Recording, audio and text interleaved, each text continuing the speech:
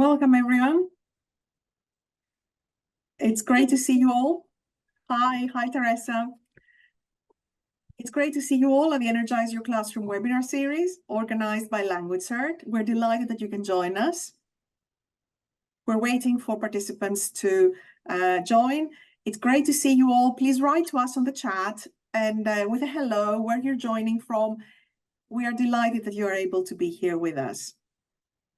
So I'm Silvia Carastati, Head of Teacher Support for LanguageCert, and I want to wish you, the academic year has already started. I hope it's started well. I want to wish you a fruitful and creative academic year. And LanguageCert is very excited to be hosting this second webinar in the series of Energize Your Classroom with a Human Touch. As I said in my introduction in the previous webinar, this is a four-part webinar series that runs from September to December. And it's especially developed for teachers. And we want to be introducing fresh perspective, useful ideas, and also techniques and activities to help you support your students better throughout the academic year. And this year's theme, we're talking about Energize Your Classroom with a Human Touch. So it's an emphasis on the human. And we're looking at the inner voice in the classroom. Chantel looked at this in the previous webinar. Now we're looking today at using soft skills or exploring soft skills in the teenage classroom. Next webinar in November, we'll talk about harnessing the power of the visual arts. And in December, we'll talk about empathetic communication. So all our speakers, and we selected this theme, they place a special emphasis on the human touch that teachers bring to their classrooms. And with an emphasis also on these very important aspects of human communication. So we hope that you will find this series inspiring. And now it's my time to welcome Teresa. Teresa, thank you so much for joining this second webinar of the series to talk about the soft skills in the classroom. You know Teresa, I guess most of you, has been here with us before in last year, and we are just so excited to welcome her back. She's a teacher trainer, materials writer, just all very enthusiastic, and she talks about and very passionate about the topics that she talks about. You will see her connecting with teachers online. You will see her attending conferences, and we're looking forward to listening today on the human connection, soft skills in the teenage classroom. Welcome. Fantastic. Thank you very much for that introduction, Sylvia. It's so wonderful to see so many of you joining from all around the world, just flicking through the chat there. We've got from as far away as Australia, Italy, Greece, Romania, Moldova. So thank you all for taking the time to come along this morning. So yes, we're going to be having a look this morning at the human connection. And we're going to be talking about soft skills. So these are the points that we're going to be considering this morning. What are soft skills? Why are they important in our teenage classroom? And then there'll be lots of practical activities for you to take away and try out yourselves. So when we talk about soft skills, a lot of people are moving away from the term soft skills because they say they're anything but soft. They're actually quite difficult to develop, and they're really fundamental in our classes, in our day-to-day interactions. So when we think about soft skills, we're talking about people skills, about interpersonal relationships, about communication, about interaction. And these are a lot of the soft skills that we can find. Okay, there are plenty more as well. But as you can see, they're the sort of things that you develop, but you can't necessarily be trained in. They're not so quantifiable as what we call the hard skills. So hard skills are things like being able to use Excel if you're in an office, or being trained to use a new program, learning more about your company, etc. So they're the things that are easy to train. You can do a course, you can get a certificate, you can quantify your ability, your knowledge in those areas. Whereas these soft skills, these people skills, some people say they're innate, that you either have them or you don't. But we'll see today how you can actually develop them, how you can work on them through different activities. So why is it something that we should focus on with our teenage learners? Obviously, we're all language teachers. We're all developing our learners' English language skills, but also we're helping to prepare them for the future. And you'll find if you look into soft skills, look into people skills, that a lot of companies are looking for people who can demonstrate these skills, okay? They make for a more effective, more harmonious workplace. And I think we're talking today about the human connection. It's true that we're more connected than we've ever been in history. You know, I was WhatsApping Sylvia this morning. She's over in Greece and I'm in Spain. You know, we've got people joining us from all over the world today.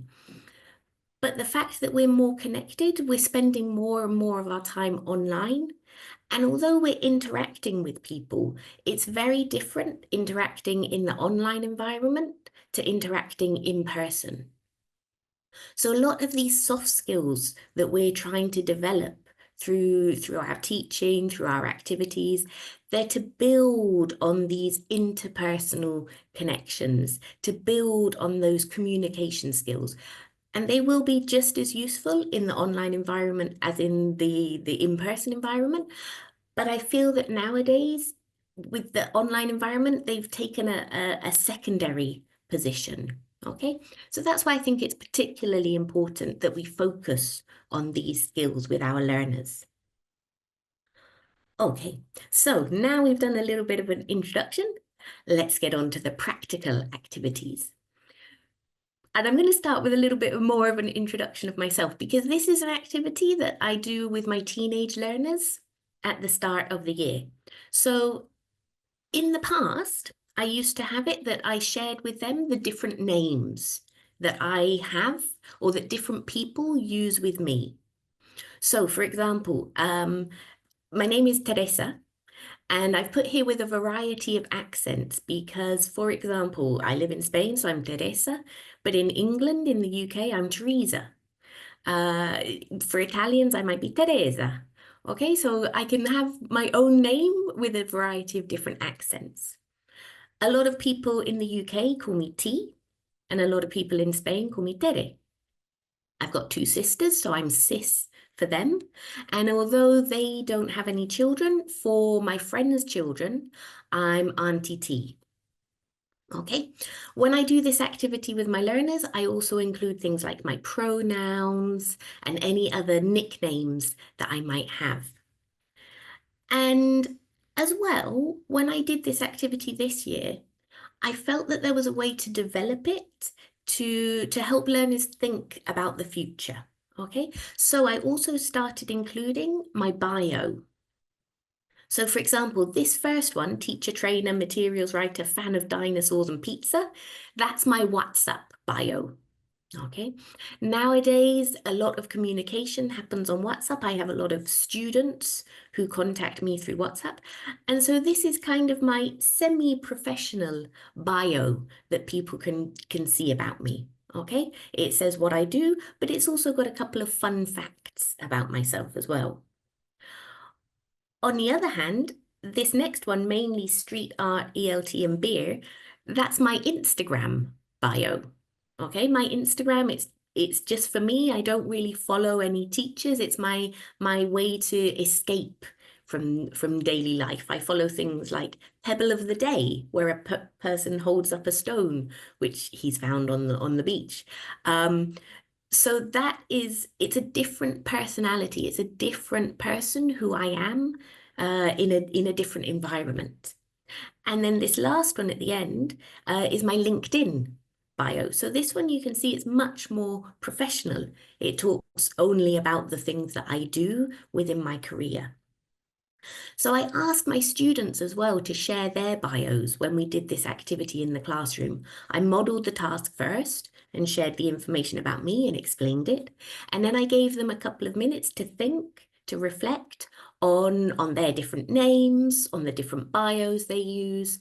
And then they presented to the class. They chatted to their classmates about who they were to different people and in different environments.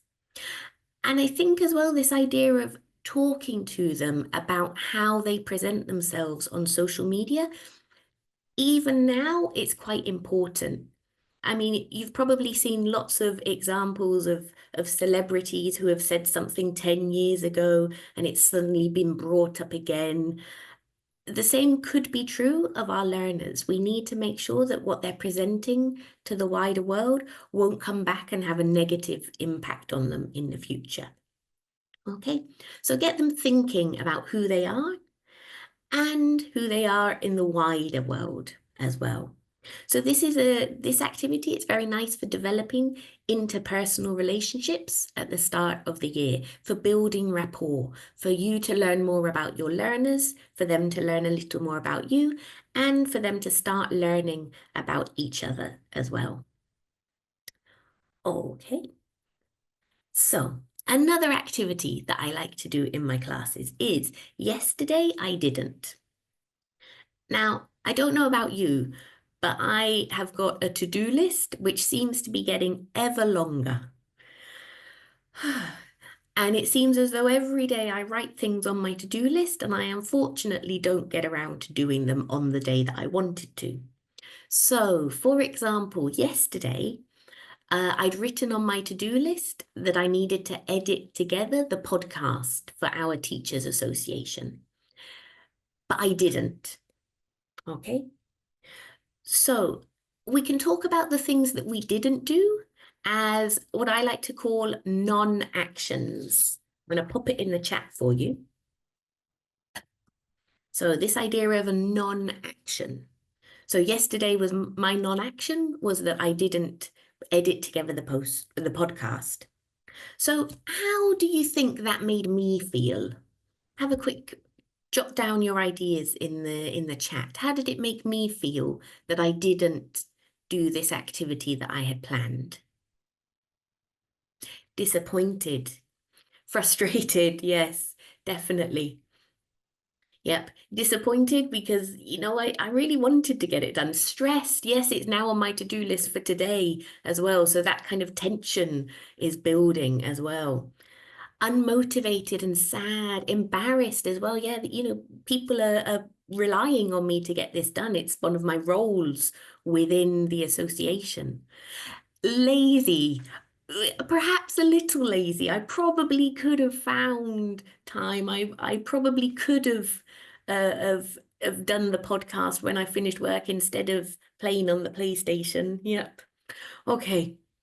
So that's how I felt. Now, what about the other people? Who was affected by my non-action? Who was affected by me not doing the podcast? And how might they feel?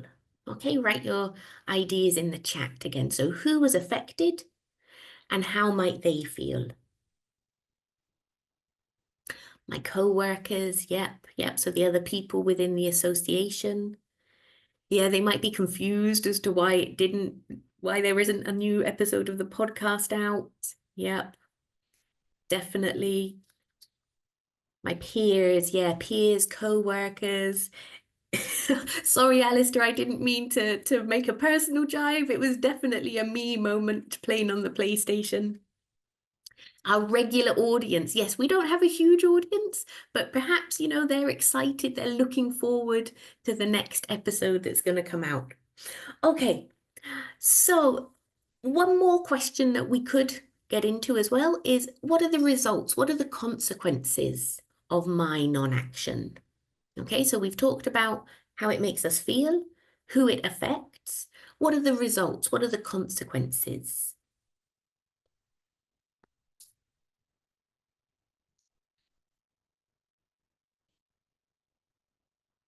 Unfortunately, yes, more work today, a little more stressed, more things to be done. Yeah, it's very true. Okay. So this activity, it's a great activity to do with our students. It gets them thinking critically, okay? It gets them building empathy as well, thinking about how other people might feel when they don't do something. And it also gets them starting to think about organization and prioritizing.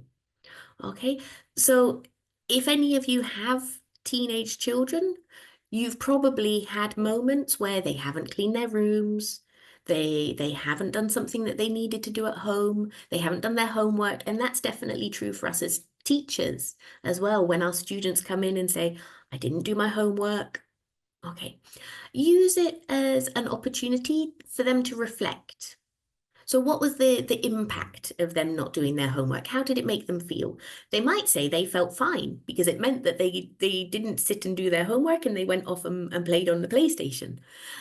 But how does it affect other people? How might their teacher feel that they didn't do their homework? How might their classmates feel? Perhaps part of their homework was working on a project together. They didn't do their part.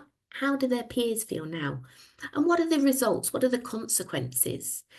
Does it mean that they have to do more work the next day? Does it mean maybe they won't be prepared for the lesson and they won't know what's happening? Okay, so this is a nice activity. Like I say, it gets them thinking, reflecting a little more on their non-action. Okay, building on that as well, the next activity is the big frog. So there's a fabulous quote from Mark Twain, who is an American author, and it says, if it's your job to eat a frog, it's best to do it first thing in the morning. If it's your job to eat 2 frogs, it's best to eat the biggest one first. So building on this idea of organisation and prioritising, we can ask our learners to think about the tasks, the activities that they have to do. Okay, we can get them to write a list of the things they have to do. It could be things they have to do that specific day. It could be things they have to do as part of their routine. And then we can get them thinking about prioritizing. So imagine you have a list of tasks. What's on your to-do list today? And what would you identify as your big frog? Now, the big frog, it can be a number of different things. It could be the activity that you know is going to take the longest. Okay? It could be the activity that you think is going to be the most challenging. Or it could be the activity that you know you need to get done that day. Okay, so it's a priority. Okay. So getting students to write their list and getting them to identify the big frog, that can help them to prioritize tasks, it can help them with organization, and it can help them to develop their time management skills as well. You can also take this as an opportunity to talk to them about the benefits and drawbacks of working on their big frog first. Okay, so on the one hand, doing this big frog task first, we've identified that it's our priority, that it's something that we need to get done that day. Perhaps it's the one that's going to be the most challenging, that will take the longest. However, there's also an argument for working on the small frog tasks first. So if you think about how the brain reacts when we complete a task, when we do something, that feeling we get when we tick something off our to-do lists, you can also introduce that idea to your learners. Okay, so yes, perhaps getting this big frog done, it will feel good when it's finished, but maybe actually it's quite daunting to do it at first. And perhaps if they do a couple of their smaller tasks, they'll get an early sense of achievement, an early sense of accomplishment that day. Okay, so yes, get students to recognize and prioritize, and also talk to them about the order that they do things in. Okay. All right, next activity. Public speaking. Now, as language teachers, As language learners, there's lots of communication happening in the classroom. Hopefully our learners are using the language that we're introducing them to in genuine conversations, in a meaningful way, in a personalized way. So our learners, they do a lot of interactions. There's a lot of pair work happening, maybe some small groups. There's also odd bits of whole group work, perhaps where we're nominating them to answer a question or they're giving feedback on something. However, I do think it's important to give our students the opportunity to develop their public speaking skills. Okay, so those moments where they're facing a group of people. And it can be a very daunting task, but that sort of activity, it helps them to develop a number of skills, okay? So it can help to build their confidence with a little proviso that I'll come back to. It helps them with their voice projection, okay? If they're talking to their peers in a classroom and they're standing at the front, they need to make sure that they can speak clearly so that the people at the back can hear. It can help them with developing their intonation. And obviously that's a language skill, but it's also part of clear communication. If when we're talking, we're emphasizing the key words, it makes our message clearer. And that's definitely a characteristic, a skill that will help them in the future as well. So I said public speaking builds confidence. However, as we know, public speaking for some is an incredibly frightening task. Okay. And I think in the interests of building an inclusive environment and to build that confidence in the classroom, it's important for us to recognize and to identify ways that we can do some activities without forcing learners out of their comfort zone. So, for example, if you have a learner, a couple of learners in your group who you know will loathe every second that they have to stand at the front of the class to deliver their presentation, look for alternatives, okay? Maybe these presentations can happen within a small group, groups of 5 learners. One person stands up and the other 4 sit down, but it's a much smaller, cozier environment for them to be public speaking in. Another option is for them to record a voice note of their presentation. So then perhaps we're losing some of that public speaking, but we're still working on some of those other elements, that confidence of delivering a presentation, that emphasis on the key words.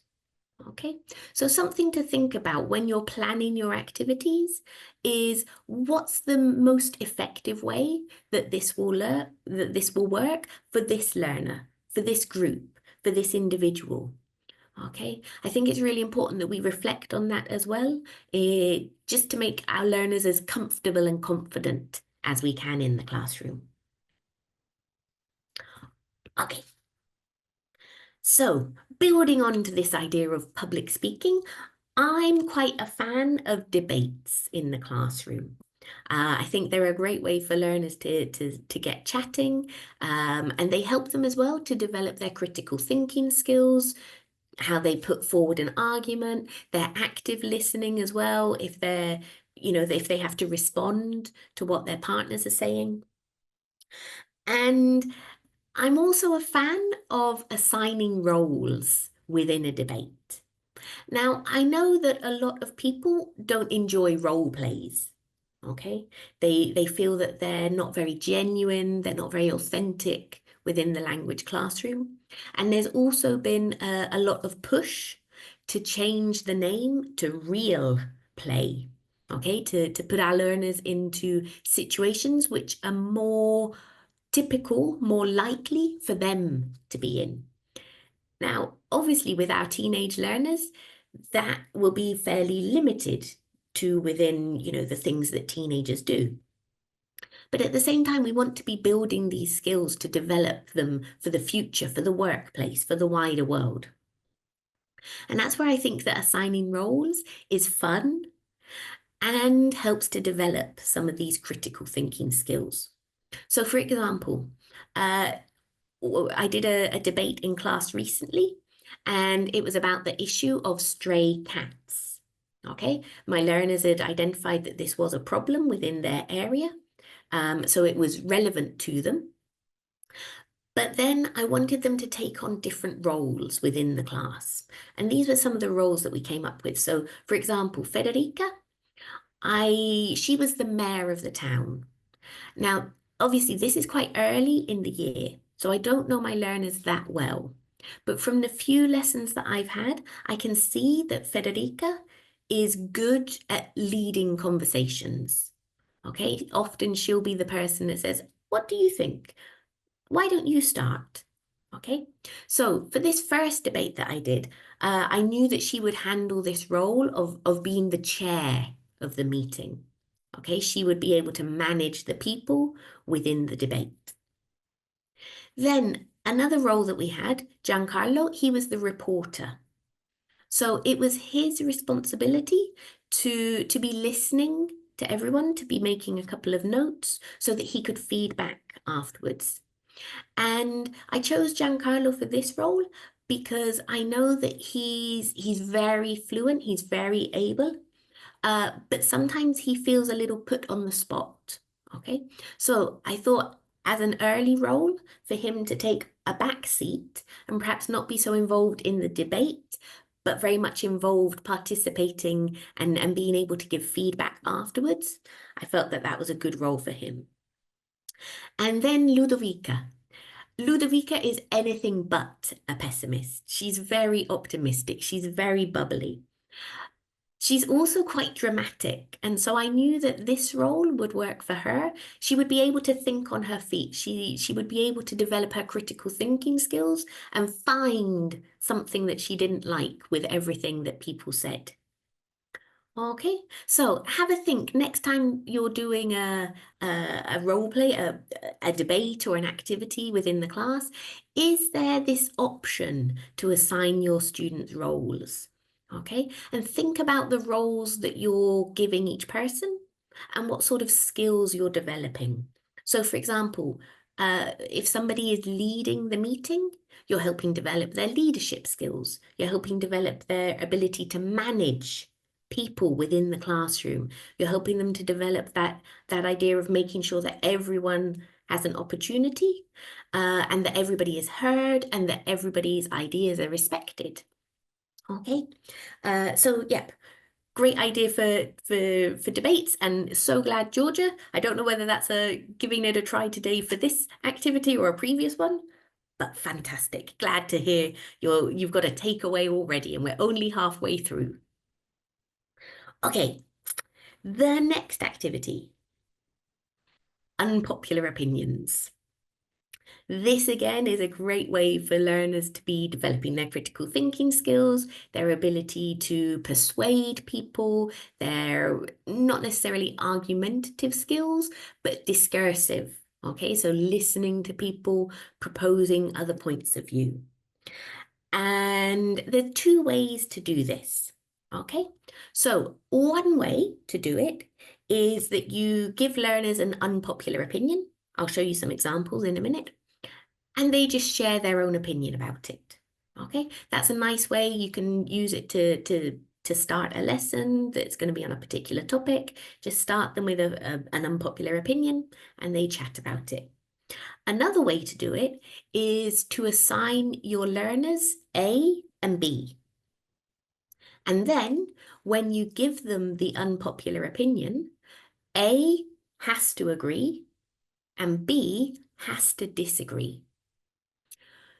So this second way of doing it, that's definitely helping them to develop their thinking skills a little bit more, particularly if they're given a role which is in opposition to their personal opinion, okay? Because they have to think of arguments which they don't agree with personally. So it's quite nice as well to do this A-B activity, if you feel that the unpopular opinions might cause tension. Generally, with unpopular opinions, I go for things that are very bland. Okay, the sort of thing that, you know, it's nothing political, it's nothing, no big world problems we're going to be discussing. But if you want to, with your learners, once you get to know them, if you want them to be developing their ability to talk about world issues, current affairs, etc., that A-B can be particularly useful so that they don't have to share their personal opinion, which may be in conflict with the personal opinion of other people in the class. Okay, so here are some unpopular opinions. Now, I've done this a couple of times recently. This first one, my Italian students, they had very strong opinions about this. And it was great because it got them, they were so enraged by the idea that you could put pineapple on a pizza. In fact, we did it one lesson, and then a couple of lessons later, we were carrying on with this topic of food, and I said, oh, have you ever eaten anything that you really hated? And one of them mentioned pineapple on a pizza again. Okay, so it's going to become a bit of a running joke as well, I think, in our classes, this idea of pineapple on a pizza. Yes, so sorry, Ilaria. Yeah, I'm a fan. Not every week, but I like it every once in a while. Great. We've also had a question there from Hannah about doing these activities with kids or younger learners. I think definitely a lot of these are adaptable for different age groups, certainly going up to working with adults. Oops, sorry. And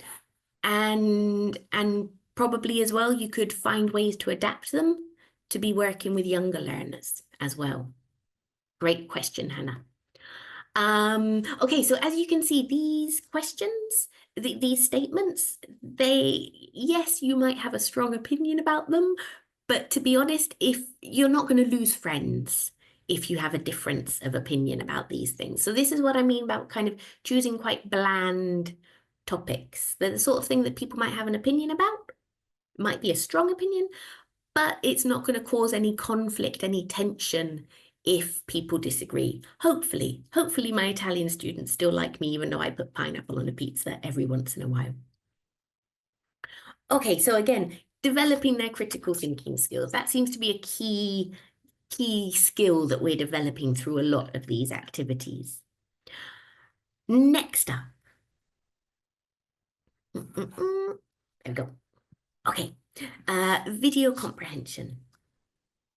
We talk a lot about the learner-centered classroom, the learner-led classroom, giving our learners more agency, more responsibility, getting them more involved in their learning. And this is a really easy activity that you can build into your routines that does a lot of that. So again, as with all of these tasks, I would model this activity first. So I would bring a video, I would find a video online about any topic, okay? 2-3 minute long video. And I would watch the video and then prepare 3 discussion or comprehension questions, okay? You could do 2 comprehension and 1 discussion, as long as there's at least 1 discussion question about the video content. Then at the start of the lesson, everyone comes in, I say, okay, we're going to watch a video. First, I'm going to dictate 3 questions to you. Okay, so students, they get out their pens and pencils or they start typing if they're on the computer, and I dictate the questions to them.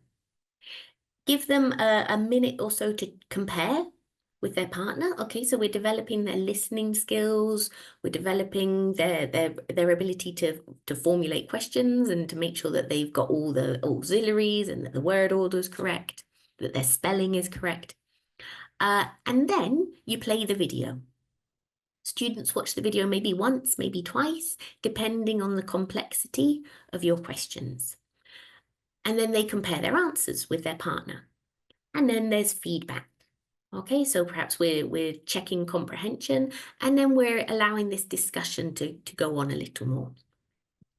Simple activity. Takes probably about 10, 15 minutes. Then you say, okay, next week, next lesson, I want one of you to choose a video. Do the same. Choose a video, 3 questions, and then bring it back next week. You can nominate a learner or look for volunteers to do it the first time. Okay, it's always nice if somebody volunteers. But you'll tell the learners that everyone is going to do this. Over the course of the next few lessons, everyone is going to find a video, bring it in, prepare the questions, etc.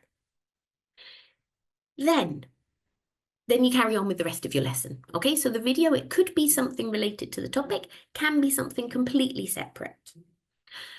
Next lesson, the learner who has prepared the video. So yeah, the students choose the video and the students prepare the questions as well. Great concept checking, Esther. So you've got one student who's coming to class, they've chosen a video and they've written 3 questions. So very quickly, just check their questions so that there's no grammar mistakes, word order is correct. And then hand over to that student. Okay, say, for example, Esther. Esther, great, thank you so much for bringing in your video. Can you dictate the questions now? When you first do this, you'll be kind of guiding the learners a little, but as it becomes more of the routine, you'll see that they do a lot of these steps without needing the prompting. So Esther dictates her questions and you say, great, pair check. Okay, quick pair check. So Esther can maybe even at that point be going round and checking as learners are comparing the questions. Okay, Esther, play. Esther plays the video. And then at the end of the video, pair check. So you're kind of guiding Esther to lead this activity through the lesson. Okay, she leads the feedback as well. She nominates people to answer the question. She nominates people to share their opinion about the topic as well. Okay, and then at the end, brilliant. Thanks so much, Esther. Really interesting video. And then we move on to the next person for the next lesson. So many reasons that I love this activity. First of all, it's a really good opportunity for the learner to be managing the task and managing the people in the room as well. Okay, so that's definitely a skill that they can take forward into the future. As well, as I say, the video that they choose, it doesn't need to be related to the lesson topic. It's a 2-3 minute video. It will take learners, when learners look for the video, they won't choose the first video they watch, okay? So in this process of choosing a video, they'll be consuming lots of content, okay? One thing I should have made clear, obviously the video has to be in English. It doesn't necessarily need to have a lot of conversation, a lot of speech, but if there is something, somebody says something at some point, better. Even if there is no speaking in the video, they have to think about the content in order to write their questions. Okay, so perhaps they'll watch a video and they'll think, what can I ask about this video? Maybe they'll be doing that thinking in their first language, but it gets them thinking critically as well about the sort of activity that they want to bring in.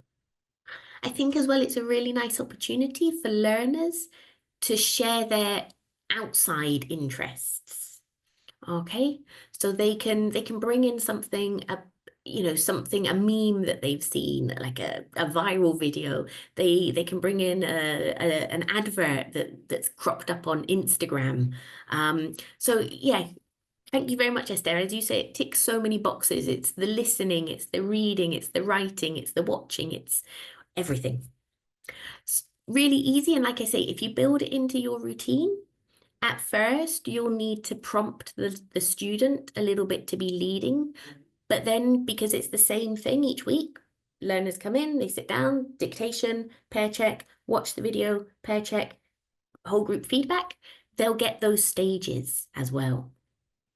And thanks, Roberta. I'm going to check out the Pigeon Impossible video. Ooh, I love it when I get a takeaway from a session. Okay, so moving on. Got a couple more quick activities for you. So these are thunk questions, and it's a concept developed by someone called Ian Gilbert. And thunk questions are wonderful. I think his tagline on his book was questions that make your brain say ouch. Okay. They're fantastic for teenagers because there are no wrong answers. There's no correct answer, there's no incorrect answer. And I think that's really important for our teenage learners. Perhaps even more so, well, perhaps for all learners, but particularly with our teenage learners.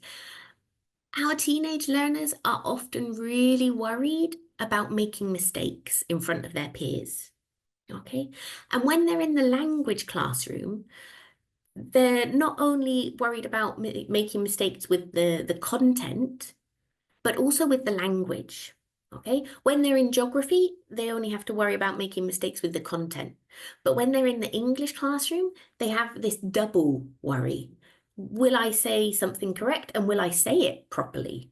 Okay, so if we can take away one of those frightening elements and all they have to do is focus on the language, that can help. That can really help to build their confidence in the classroom. And as well, these thunk questions, great for critical thinking again. So I'm going to show you some thunk questions. Choose one and write your answer in the chat. So we have, what colour is Wednesday? Can you have a friend that you don't really like? What colour would a zebra be if it lost all its stripes? And does the best of anything really exist? Okay, so choose a question, write your answer quick, and I'm going to have a sip of water.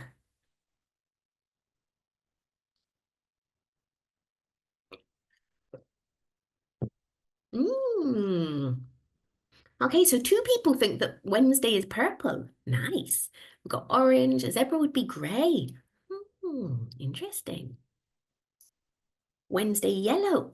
Interesting that like certain colours automatically come to people's minds. And now we've got a few greens. Nice. I like this idea that a zebra would be transparent. Imagine if you just removed the stripes and the zebra disappeared. The best, okay, so Vula Antoni says, yep, the best of anything does exist. Perfect. Very good. A brown Wednesday. Okay. I like this one from Evgenia. Can you have a friend that you don't really like? Love your enemy. Very good. Okay. The best of anything would be Baccio flavored ice cream. Thank you very much, Roberta. I'll have to look out for it next time I'm in Italy. Great. So as you can see, I mean, these questions at the moment, obviously, you're just kind of putting one word, a couple of phrases.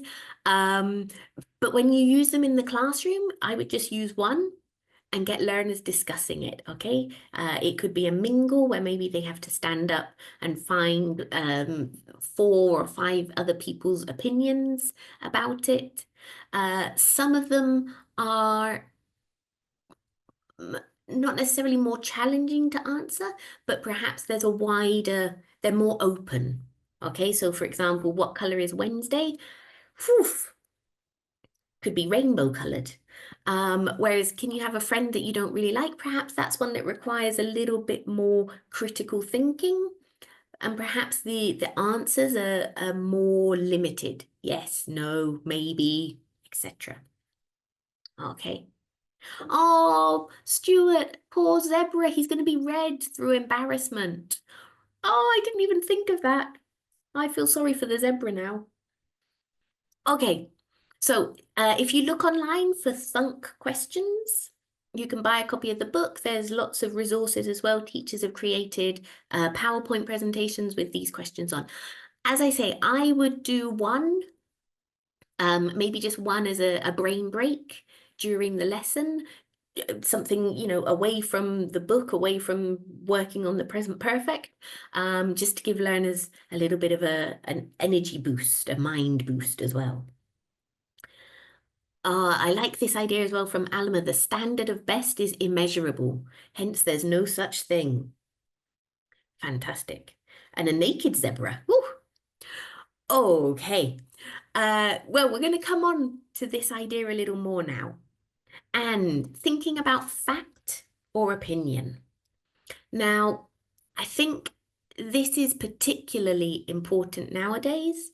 As I mentioned at the start, we're connected, we're online a lot more than we ever have been. We're overwhelmed by information. The amount of content that we have access to is incredible.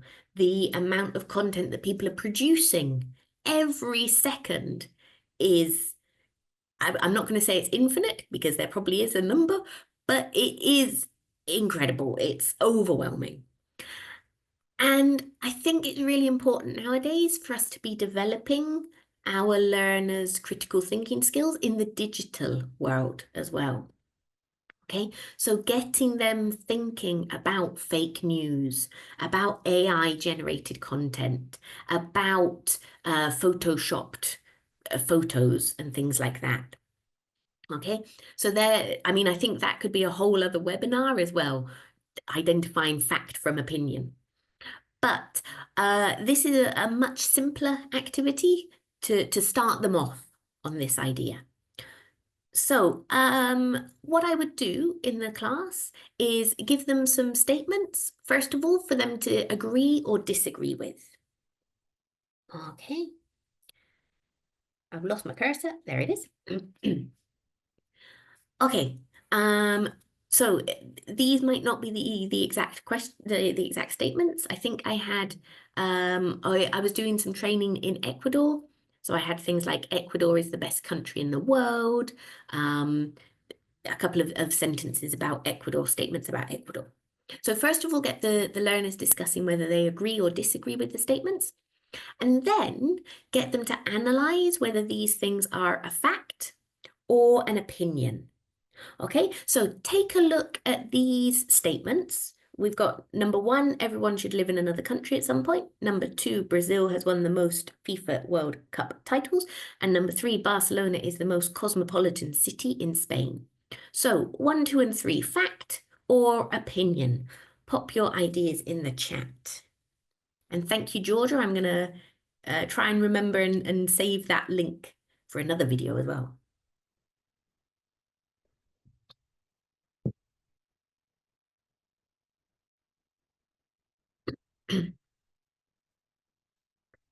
Fantastic. Okay, so yes, as you can see, if you're looking in the chat, everyone can kind of agree that number 1 is an opinion. Okay.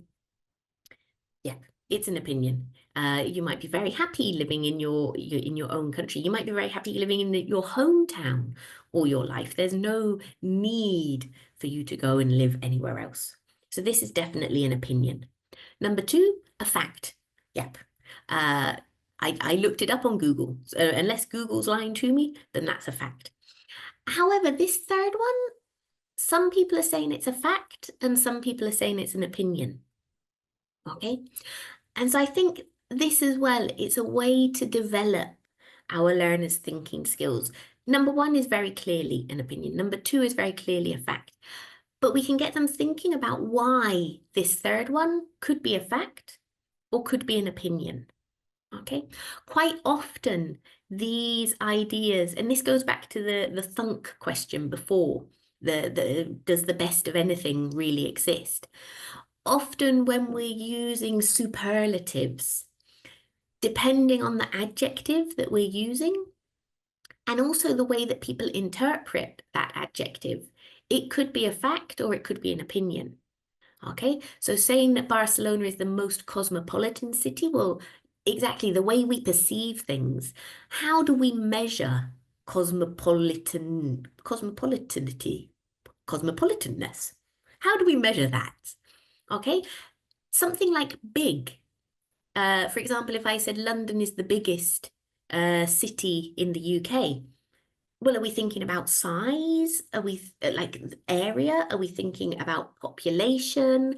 Are we thinking about biggest as in it's got the most to do? Okay, so again, as a Stamatina, sorry if I mispronounced your name, the way we perceive things can have an impact on whether we think something is a fact or an opinion. So definitely get your learners thinking about these sorts of things. Okay. Couple of final activities. Real life problems. Now, unfortunately, our teenagers, they have problems. We all have problems. And I think sometimes when we get older and younger people have problems, we see their problems as quite trivial. Okay, if you've ever had a young learner who refused to use a red pencil and would only write with a blue pencil, that blue pencil is so important to them. And maybe it's difficult for us to understand that as we get older. So our learners, our teenage learners, for them, the problems that they're experiencing affect them incredibly. Okay, teenagers, they tend to be very introverted in that they worry about themselves a lot. They worry about what's happening to them. So when something happens, it can seem like the end of the world. I remember when my boyfriend dumped me when I was about 15 years old, I rang every other girl in my class to tell her what had happened. Okay, it was disastrous. So I think there's an opportunity for us to use these real life problems that our teenagers might be experiencing and bring those into the classroom to help develop a number of skills. So obviously problem solving skills, developing empathy as well, critical thinking. I love this critical thinking. But also allowing them to talk about the other. Okay, so we're talking about problems that our learners might have experienced, but we're not necessarily asking them to share their problems. So here's an example. Again, unfortunately, from own life experience, a friend of mine started shoplifting. So rather than just saying, okay, here's this problem, what are you going to do? Getting them to think about the problem from different angles. So for example, imagine that a friend had started shoplifting and they want to give you things that they've stolen. But how are you going to respond to that? Maybe they're putting pressure on you to shoplift. What are you going to do? What are you going to say? They say that stealing from big stores isn't a problem. You know, these are huge multinationals. How are you going to respond to that? And they say that shoplifting makes them and makes you feel more alive. Okay, so what would you say in response? So I think getting students to think critically about these sorts of problems that they could face in their everyday lives is a good way to get them thinking about what they would do in those situations. Hannah, we've got one more quick activity and then we'll be done. We'll be done in about 7 minutes. So yeah, get them developing their empathy, get them thinking about these situations. And I'm sure you can think of other very likely real life situations that your learners might have faced as well. Okay, so one final thing. Reflection. So we've seen quite a few activities in this session today. And I think one thing that's really important is that, you know, I've given you a lot of practical activities. I know you're not going to go away and do all of them this afternoon, but take a moment and think of the activities that we've seen today. Which one do you want to try? Okay, and pop in the chat. So I'll give you a quick review. We've had the who am I? Yesterday I didn't. Excellent. Somebody's already mentioned that one. The thunk questions, the big frog, assigning roles, unpopular opinions, video comprehension, fact or opinion, and real life problems. Fantastic. Yeah, nice to hear. Kelly always does the who am I with new classes. I think it's such a great way to start the year, to start the course with people. Excellent. Yep, lots of people, unpopular opinions are popular. Real life problems, excellent, very good. Okay, so glad to hear that you've had a takeaway from the lesson, from the webinar. So I think as well, this idea of reflection, get our students reflecting at the end of their lessons as well. So some key takeaways. Soft skills, and I'm going to do a little bit of an annotate here. Soft skills are not just useful, they're essential for our learners. Okay, we're thinking about getting them prepared for the future. The language classroom, with its focus on interaction and communication, is the prime location to develop these soft skills. Okay. And finally, these soft skills are an implicit part of the task. All of the activities that we've done today, they've been looking at, developing learners' language skills. We've looked at communicative activities in the classroom, but it's never been, okay, now we're going to develop our critical thinking skills. So it's an implicit part of the course, of the task. Fantastic. Okay. And does anyone have any comments or any questions? I'm going to open up the Q&A as well. Yes, so there is a feedback form, which Sylvia will mention in a moment. There's a survey at the end. And Iona, yes, the recording will be available. In fact, if I go to the next slide, you can find the QR code here. And that will take you to does it go to the YouTube channel, Sylvia? Yeah, it does, yes. It goes to our YouTube channel where we've got our Energize Your Classroom webinar series, and you will be able to find the latest 2024. We started the last one in September with Chantel, and this webinar will also be uploaded in this playlist there. So we do, and you will also be able to see what we've done in the previous year. So all of these ideas are collected there together for you to browse when you have some time. I think there is a question here kind of about encouraging peer work among young learners. So I know that there's a lot of activities including collaboration, but if you could say a few things about peer work. About pair work, yeah. I mean, I think getting our learners to interact with different people in the classroom is really important. And also in terms of pair work, the more that we do in pairs, the more our learners are speaking. If you're in a group of 4, you're speaking a quarter of the time, potentially. Whereas if you're in a pair, you're speaking for 50% of the time.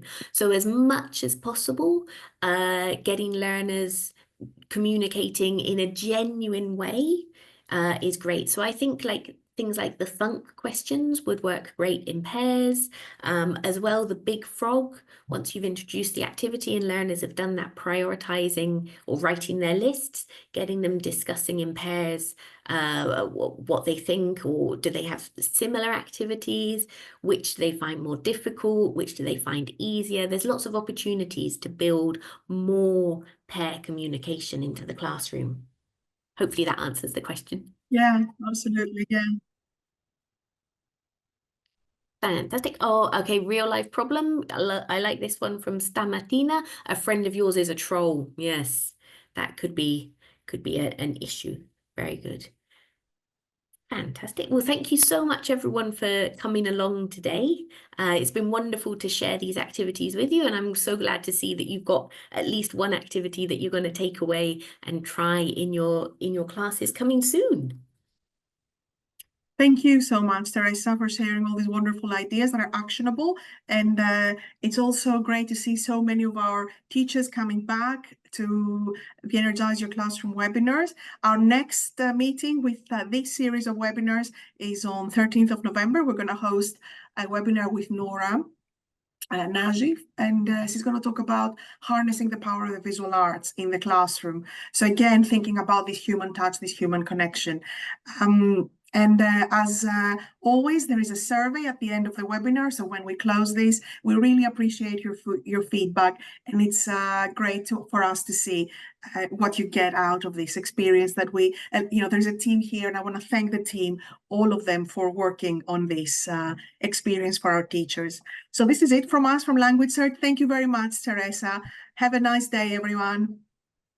Bye, everyone. Bye.